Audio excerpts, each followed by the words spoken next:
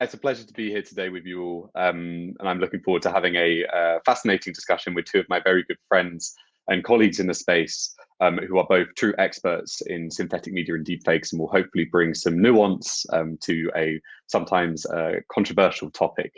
So I'd like to start by introducing today Nina Schick. Nina is a leading author, advisor, and speaker on how technology is reshaping politics and society in the 21st century. She's an expert in disinformation, synthetic media, and the geopolitics of technology, and has advised global leaders, including current President Joe Biden, Anders Fogh Rasmussen, the former Secretary General of NATO, and Emmanuel Macron, the President of France. Nina's written an amazing book on deepfakes called Deepfakes, which was released in 2020, which I highly recommend you all go pick up a copy of. And our other panelist today is ChrisUme. Chris is a world-leading synthetic media artist who blends his true expertise in VFX and AI techniques to make hyper-realistic synthetic media. I'm sure many of you will be aware of his viral Deep Tom Cruise series, which featured hyper-realistic and often bizarre and absurd deepfakes of Tom Cruise, which has over 1.5 million followers online and has received over 50 million views. Chris also worked on South Park's deepfake satire show Sassy Justice, and has done numerous projects for brands and corporate partners in the advertising and marketing space. And Chris is a passionate advocate of raising awareness of responsible synthetic media use and taking the technology to the next level. So pleasure to have you both here. I guess we should start kind of like by addressing the title, right, which is that will 2030 be real? And I think that's a somewhat provocative question that we'll certainly consider towards the end of this session. But I'm also keen to utilize both your knowledge of deepfakes and synthetic media to help give us a picture of the current state of the technology, including how they're being used right now and what capabilities exist. As I hinted at, I'm sure you're aware of the quite sensational and sometimes alarmist coverage surrounding deepfakes. And so I think hopefully today we can separate the current facts from speculative futures and fictions, and also have a look at what we think are the future paths that this technology will take. So I guess we should start by thinking about perhaps the landscape now. So back in 2019, I wrote a report on deepfakes called The State of Deepfakes, where I kind of mapped the landscape for the first time and found quite notably that 96% of deepfake videos online were pornographic, and that the fears of deepfakes being used extensively in disinformation and kind of cybersecurity attacks were not yet materializing. Now that it's 2021, obviously that's quite a long time in this space, which is growing exponentially. And Nina, I'd love to know what you think are some of the significant changes that we've seen in the last couple of years since that report was released, and have malicious uses started to kind of develop in the way some people have feared? Absolutely. Thank you, Henry. I mean, my own background is very much in politics, geopolitics, and disinformation. So my background when I came to deepfakes and synthetic media was through that lens of this being a potent weapon of disinformation. I suppose I should say for the audience, one of the reasons why synthetic media is so compelling is that it's AI generated or manipulated media, and this ability of AI to actually create media from scratch and actually be used to manipulate media is really nascent. It's, we're at the very beginning. I would say we're in the foothills of a communications revolution where increasingly all kinds of content, video, audio, images, and even text are going to be generated by AI.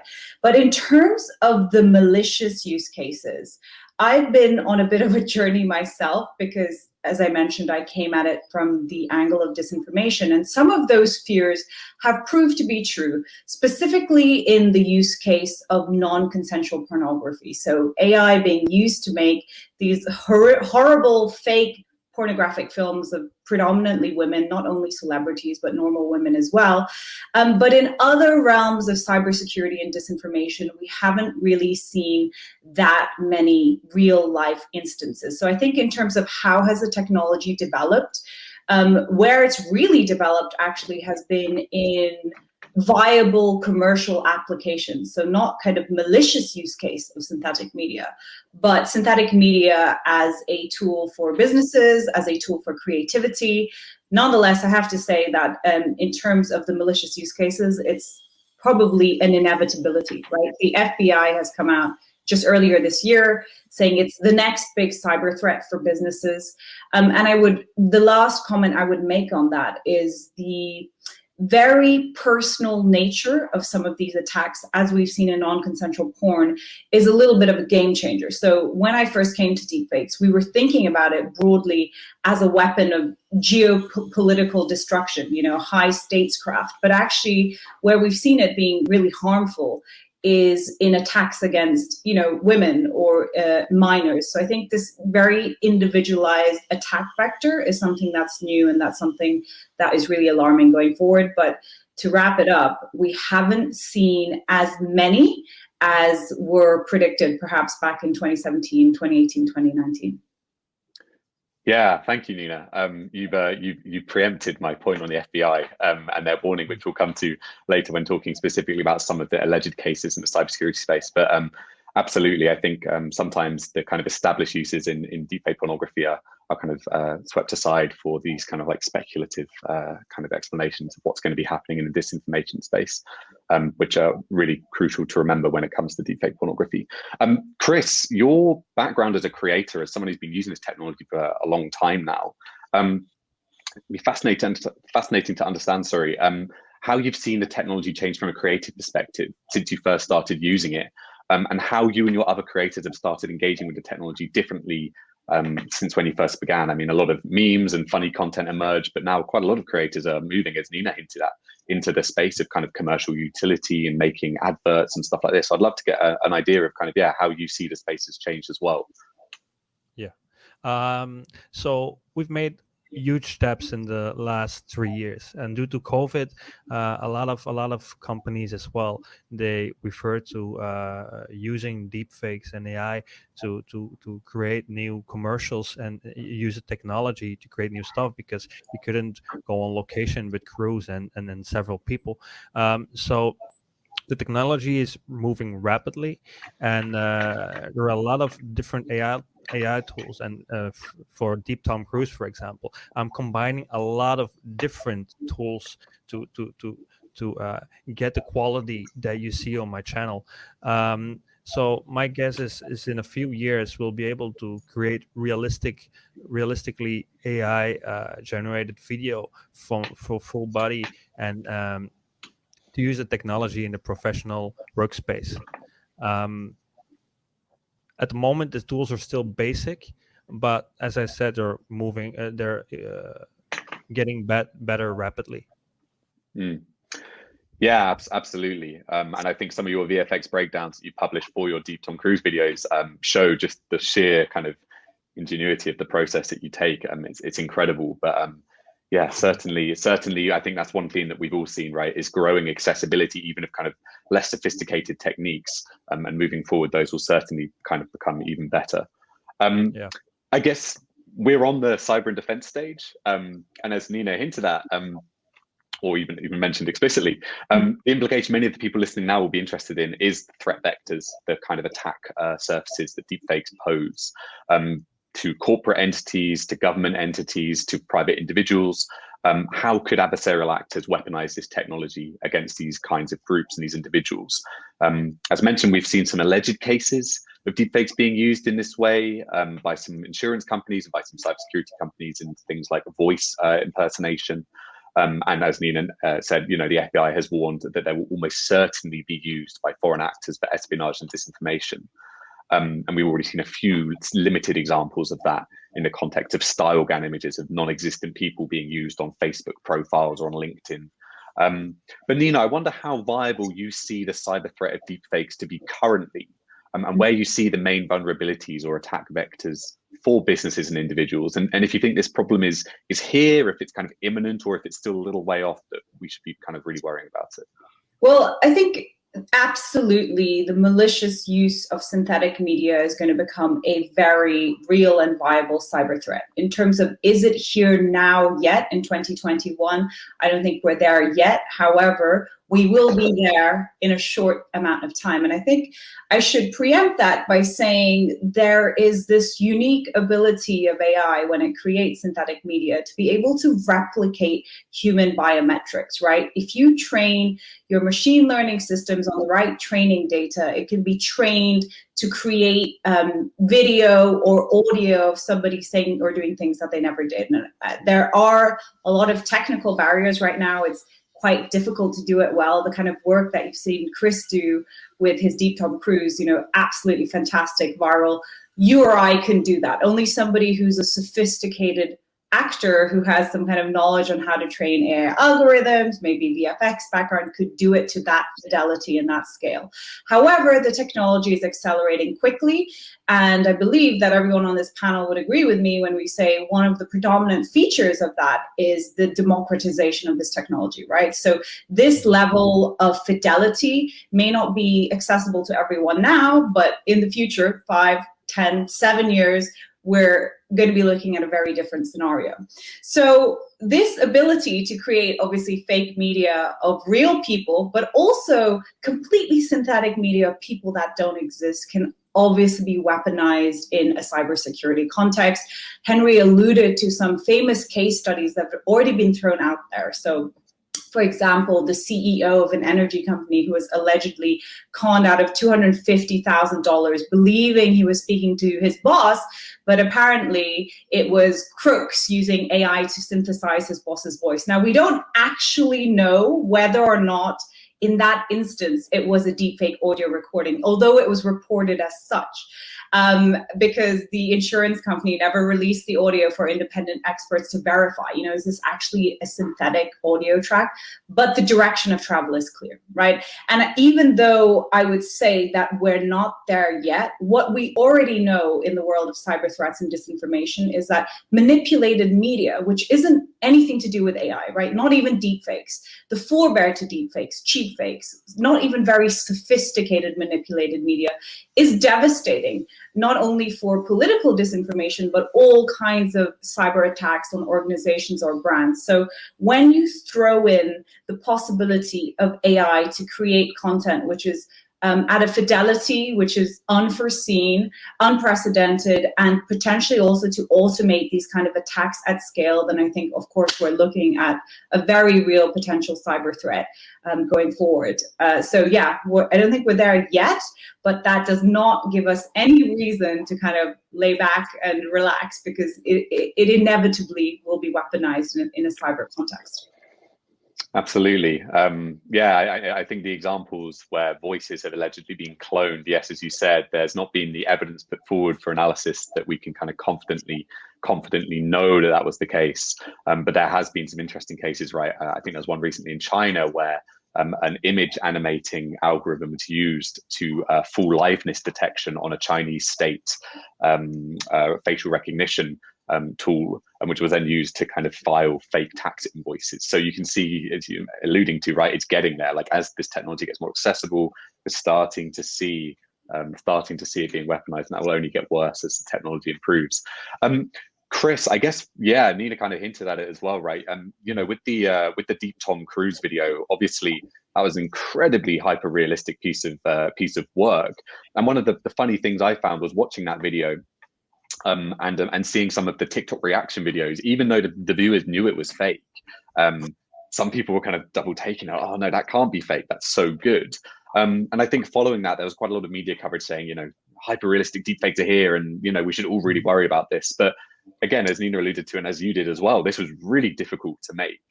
And so I guess somewhat speculative question, but I'd be interested to know, how far away do you think that kind of quality of deepfake is from being in the hands of everyday people, or will it always require a level of expertise and fine control that will kind of evade that mass adoption? Well, to get this kind of quality is not easy, because on one hand you have the technology and you have the hardware. I have the biggest GPUs available to train these things. I've been training them for weeks, and then I've been using my VFX expertise to work on it and to make it look even more real. But on the other hand, I also have one of the world's best imitators of Tom Cruise himself, and he even looks like him. So it's not easy to do what I did, because at the moment deepfakes are only covering the face, and it's very limited. There are only certain things you can do. So it's really hard to get to that level of realism. It's not just the technology, it's not just me doing what I do, it's also the actor. He's very good. That's what I said. So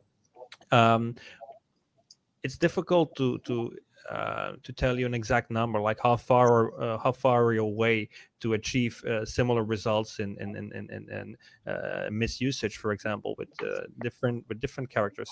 It'll be a few years before anyone else or people sitting at home can do these things. So like Nina said, like we're 5 to 7 years away for regular people being able to do these things. Yeah, no, I think that's probably a relief to quite a few people listening. I think that level of realism behind the Tom Cruise deepfakes or the deep Tom Cruise fakes was the ones that I think really does get people scared, right? It's that like hyper realistic. You can't tell, even some people even doubt it even when they're told it is fake. So good to know that. I think it's a way off, but again, nonetheless, I think, again, as Nina hinted at, we need to be prepared. We need to be taking these things seriously and preparing, maybe not panicking right now, though. In the context of solution approaches, right? So obviously, I think we all agree, as Nina said, that, this is something that right now perhaps isn't as bad as some people make it out to be, but we should still be preparing. We should still be getting ready. And there's a range of different solution approaches being adopted and developed by different kinds of stakeholders. That includes technical approaches like deepfake detection and content authenticity solutions, to legal approaches, to some kinds of media awareness and media literacy approaches. And I think a lot of people agree that, we can't take a silver bullet one style approach. These working together need to be part of that solution approach. Nina, I wonder if you could give us just a brief overview of some of those technical approaches and maybe a couple of examples of legal solutions, and kind of give us a bit of an idea of have these solutions been proved in the wild yet, and whether they present a realistic chance of tackling the problem, and if so, if there are any that stand out to you as most promising in their field. Yeah, I mean, I would start by saying that even though we haven't kind of reached the deepfake Armageddon stage yet, we are undeniably at the very beginning of an AI-led paradigm change when it comes to media creation, communication, and our information ecosystem. And just like all technologies of the exponential age, there is no doubt that this is going to be an amplifier of human intention. So just as we're going to see a burst in terms of creativity, and you're going to see the democratization of this technology so that everyone will become a producer, a synthetic media producer in the not too distant future, it undeniably will be weaponized. So we have to prepare.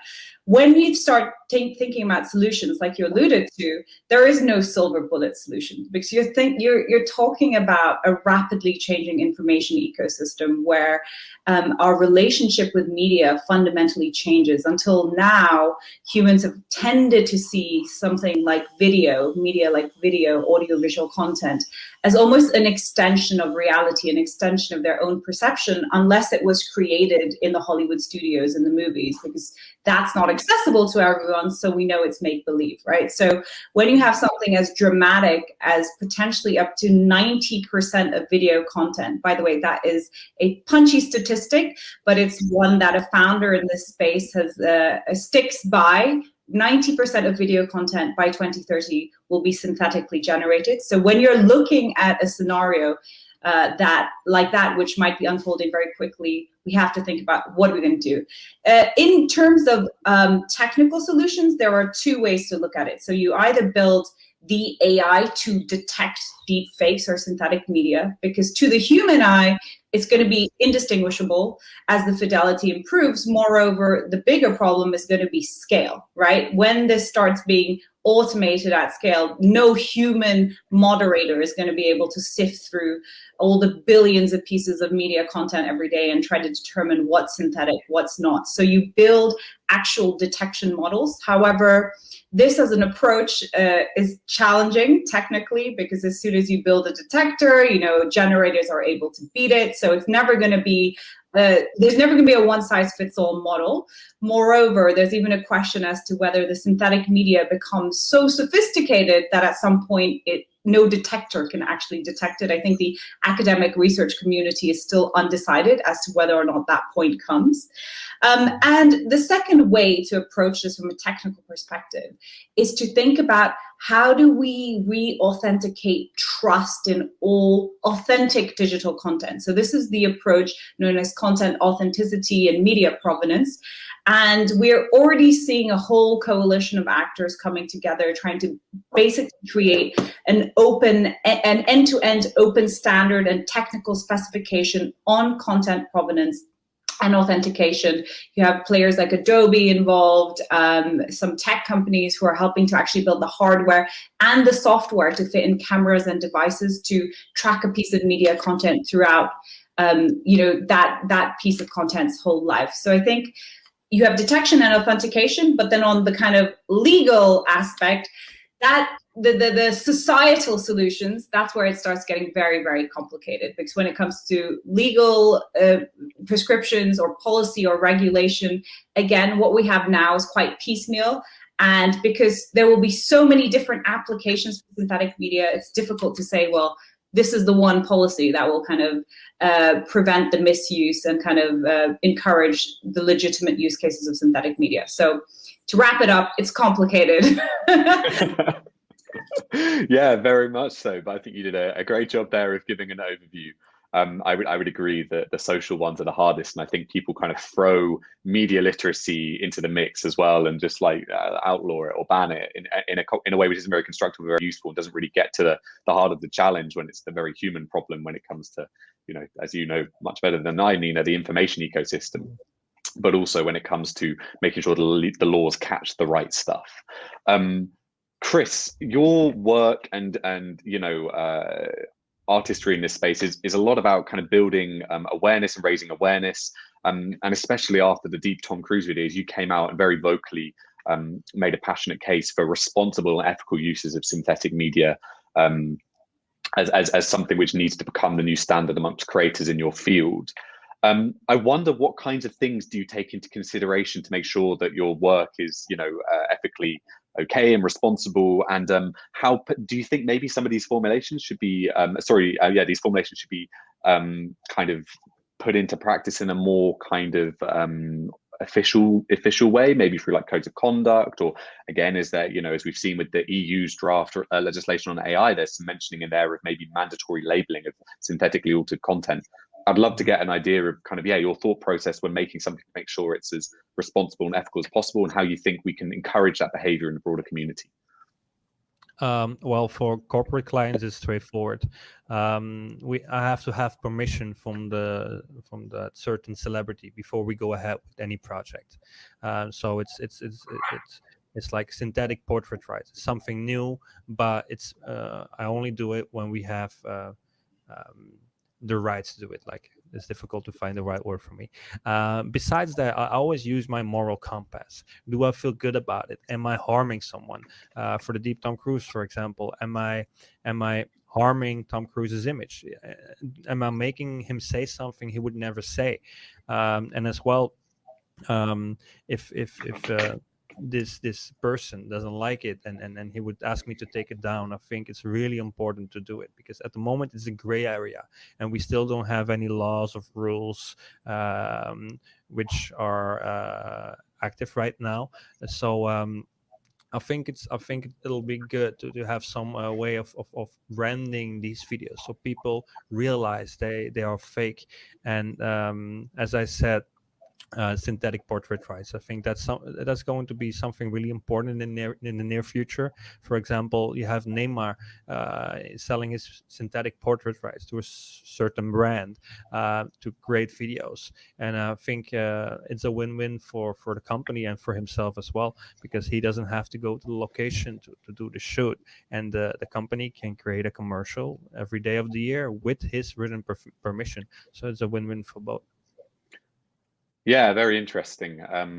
Indeed, you both kind of nicely led here onto the final question. But I think, Chris, I think one of the things you've done with this project, with Deep Tom Cruise and other things as well, is that there's a lot of creative potential for satire and for kind of entertainment in this space. And a lot of the narrative around deepfakes is kind of quite scary and focusing on those malicious uses. But as Nina mentioned as well, this is the beginning of a kind of like a almost Zeitgeistian change in the way that we communicate, how we produce media, and the kind of creative possibilities it poses.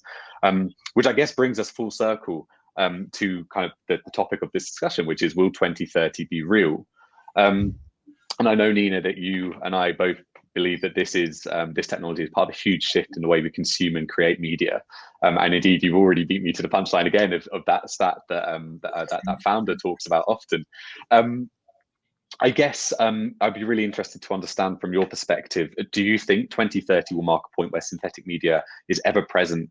And how can we add some nuance to this conversation in a way that doesn't trivialize the problems that are very real that deepfakes pose in malicious uses in the cybersecurity space, disinformation space, and in the non-consensual sexual image abuse space? But also we kind of move this conversation to also acknowledge and not feel bad about being excited about the creative potential when used responsibly. Yeah, I think whether or not we're at that point by 2030 or 2027 or 2035, the point is that the future will be synthetic. And by that, what I mean is increasingly media is going to be generated and manipulated by AI. I think the only way we can think about this is in terms of a paradigm change. I already mentioned that I came at it initially from the angle of disinformation and geopolitics and statescraft. But since I started working in this field, I realized it's so much bigger than that. And I think the closest analogy I can draw is kind of almost to the birth of the internet. That's how revolutionary I think it will be in terms of human communication, and in terms of changing the paradigm and the way that we interact with each other in terms of what it's going to do to our information ecosystem. If you look at all of the data and all of the trends, audiovisual media is becoming the most important medium of human communication, right? By next year, over 80% of internet traffic is going to be driven by video uploads and streaming and downloads. And by 2023, 5.6 billion people are going to be sharing their own audiovisual content online. We're not only consuming it, but we're all becoming producers as well. And as this technology becomes democratized, and I know we kind of said, oh, well, it's not, there's a bit of a breathing room here because it's 5 to 7 years because before the kind of fidelity we saw with Deep Tom Cruise is available to just a regular anybody. But we know that that is coming, right? And it's happening very, very quickly. So again, I think the only way we can start thinking about this and preparing for this future is in terms of a paradigm change. And I think it's very important then to discuss the nuance of this conversation, just because it is not only going to be a future that is full of risk, it is a future that has a lot of opportunities, creative opportunities. So how do we navigate the synthetic future in a way that allows us to exploit the opportunities, many of which are manifesting far quicker right now than the malicious use cases, whilst mitigating against some of the worst use cases again? I would say that my previous point about how this is, the analogy I draw is to the birth of the internet, right? When the internet was born, we had this utopian vision that it would just liberate humanity for the rest of time. It'd be this unmitigated good for humanity. And since then, we've seen that the internet also has a darker side. I would say with deep fakes and synthetic media, it's actually been the other way around, right? Since it started emerging in the public consciousness, people have been like, oh my God, this is devastating. This is the most awful tool of disinformation. But actually it has there are two sides to it. So absolutely, talking about the nuance is the most important part, I would say. Absolutely. And I think that's something, again, that we've discussed, Nina, is how we need to potentially think about a new way of talking about deepfakes and synthetic media to kind of move away from the negative connotations that deepfake have in some use cases, at least, and make it clear that, there are positive ways of using this tech. I think we've got quite a few questions, which is great. So I guess we can start with a question from Ben Wills. And Ben says, do you think that by 2030, we will still be able to study the real history of 1930? Deepfakes could change how historical sources are studied and present both negatively and positively, which is a fascinating question, and one that was touched on actually by a web series called Deepfakery by Witness and MIT's documentary lab, the Co-Creation Studios, where they talk to archivists about this question, specifically using this example of this deepfake of Richard Nixon, which was created by MIT Media Lab, where he read his contingency speech for the disaster if Buzz Aldrin and Neil Armstrong were stuck on the moon, and they were talking about how this could be potentially used, or how this could potentially kind of give us an idea of how this could emerge. Yeah, I think Chris, you're working with this stuff day in, day out, and you're seeing how different artists are using it. I'd love to see what you think about how deepfakes could muddy that water. Well, it's interesting. It's interesting because the technology is getting better, but at the same time, we'll be able to create new content of the same things that happened, which we have no video footage of. It's really difficult to determine if what you're looking at is going to be real. So it's really difficult to to give you a really good answer on that. Actually, it gives you a lot of creative freedom, of course, but it's positive and negative at the same time. Yeah, I mean, Nina, you've studied disinformation in the propaganda space, how the USSR and other countries have used disinformation, manipulation to change the way people remember things. I guess maybe this is something that you've kind of thought about. I'm sure you have. Yeah, it's a really great question, and I would say caveat it. I'd start by saying, the wish to rewrite the historical record by manipulating media is an old one, and a really keen proponent in the 20th century was Joseph Stalin. As he had his great purges of the 1930s and his enemies were eliminated one by one, he literally had them unpersoned or removed from photographs. And there was this entire cottage industry that developed under Stalinism, which was dedicated to these master artsmen kind of manipulating the photographic record, so rewriting history. But the difference now, of course, is that with synthetic media, the manipulations that you're going to be able to do are far more sophisticated than what the kind of master arts craftsmen could do under Stalin. And it will become democratized in a way that wasn't previously accessible. So under Stalin, you really had to, this was laborious work. This took many, many weeks. It wasn't accessible to everyone.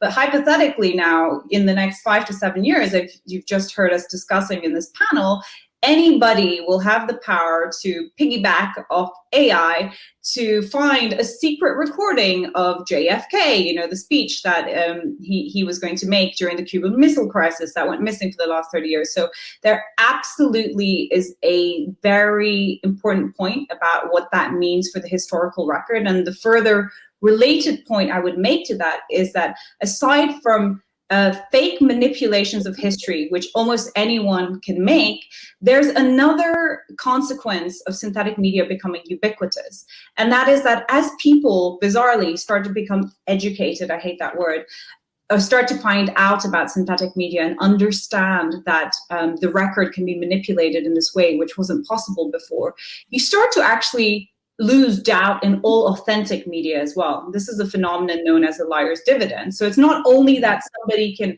fake the historical record, people become more subjective in their interpretations. So the real damage might become in the sense that there is authentic record, visual evidence of something that's happened in history, but that just becomes open to debate whether or not that actually took place. Absolutely, and I'm glad you got the liar's dividend in there, Nina, because that's a really important one for the audience to be aware of. We've had a question here, which is an interesting one, which is that someone here, Andrew Rogowski, I apologize if I mispronounced that, saying the tech is already here. See Soul Machines in New Zealand, which is another synthetic media company.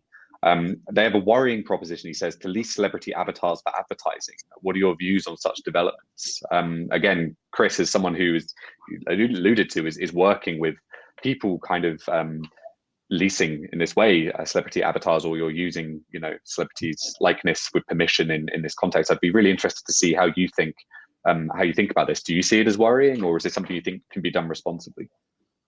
I think it's really important for talents to that when they're gonna sell their synthetic portrait rights, that's something that's coming in the near future, that they're working with ethical companies. So I'm not sure of this example of this Soul Machines in New Zealand, but it's really important that they have permission of the celebrity, and then the celebrity knows what it's going to be used for. It's actually exactly the same as the celebrity himself or herself doing a commercial for a certain brand. So it's worrying, but it depends on the situation, right? Absolutely. I think that's a very good point there, which is that, you know, consent and actually a lot of celebrities may see that as a, wow, great, this saves me time. This frees up room in my schedule. You know, we can make more videos. So I guess, you know, perhaps it's maybe a deeper philosophical question about like authenticity in the digital world.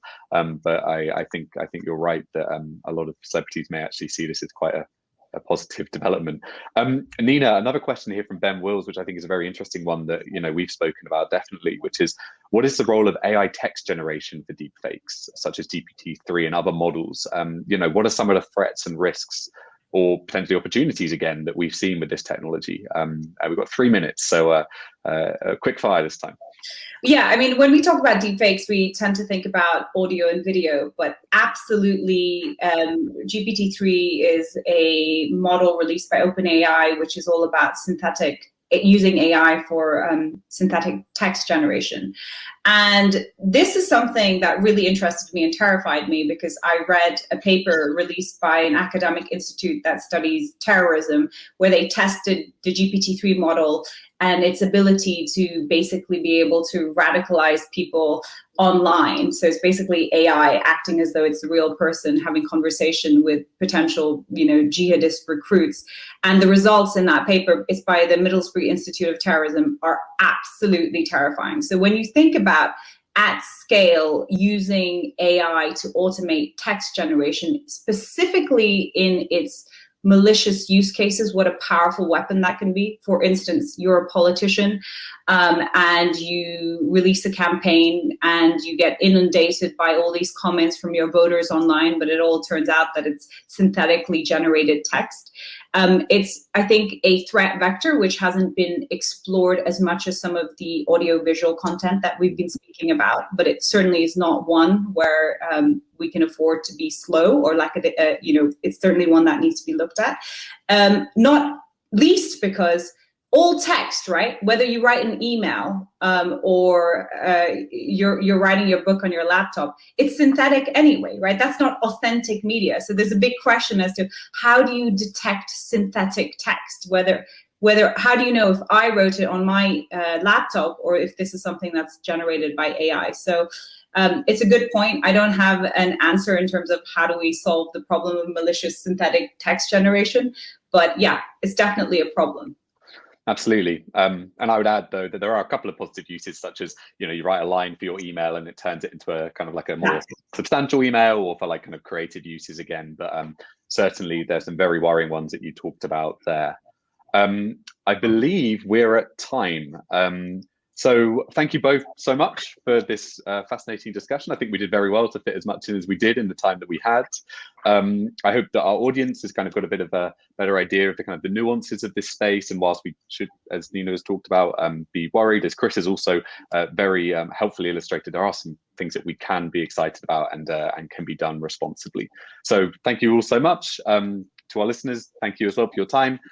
Look forward to kind of watching some of the future sessions today and tomorrow with you all. And yeah, have a great rest of your afternoon. Thank you. Thank you.